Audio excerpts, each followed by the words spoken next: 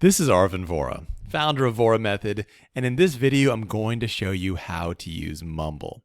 Mumble is the audio software that we use at Vohra Method's Classroom of the Future, and it's a pretty powerful piece of software, but don't worry, it's easy to use. I'm going to show you exactly how to use it in this video right here. First things first, when you're using something like Mumble, you do want to use whatever the most powerful computer you can get your hands on is.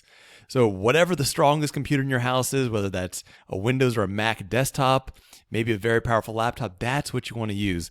Listen, if all you have is a Chromebook, use that. But remember, a Chromebook is just a cell phone with a bigger screen. It doesn't have the same power as a modern computer. So if you, as a fully powerful computer, so if you can get your hands on a powerful computer, use that.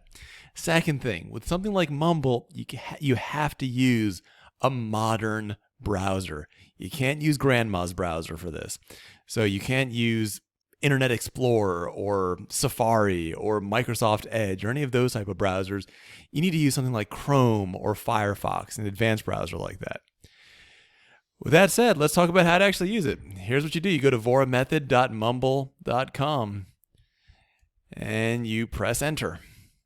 And you wait for it to load for a second.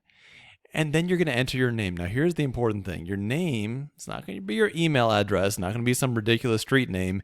It's going to be your name with normal capitalization. So I can write mine like this. Or if you want, you can use your first name and last initial. Either of those is fine. I'm just going to use my whole name. Then you click connect.